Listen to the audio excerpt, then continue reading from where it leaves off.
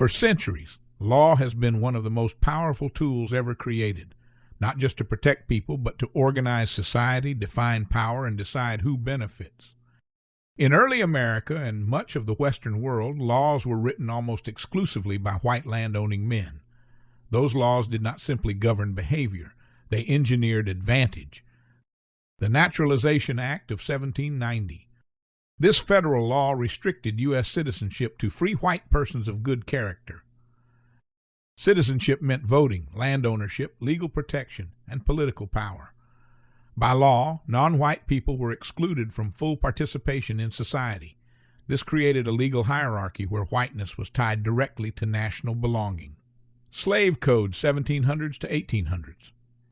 Colonial and state legislatures passed detailed statutes defining enslaved Africans as property. These laws ensured white economic dominance by making black labor permanent, inheritable, and enforceable by courts. They criminalized education, movement, and resistance, not because enslaved people were inferior, but because knowledge and mobility threatened control. The Three-Fifths Compromise. Enslaved people were counted to increase political representation for slave-holding states, but denied all rights. This gave white lawmakers more seats, more votes, and more influence, while the enslaved bore the consequences. Power was increased without accountability. The Homestead Act of 1862. Millions of acres of land were distributed almost exclusively to white settlers. Native Americans were displaced. Black Americans were largely excluded through violence, bureaucracy, and local enforcement. This law built generational wealth for white families and shaped modern economic inequality. Jim Crow laws.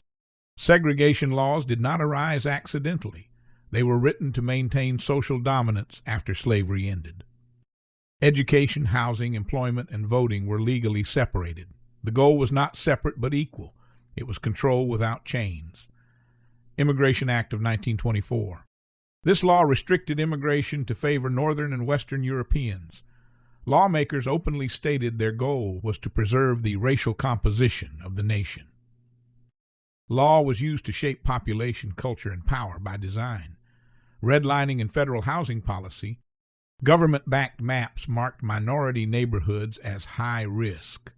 White families received loans and wealth-building opportunities. Others were systematically excluded. These policies created modern wealth gaps that still exist today. How this affects the world today.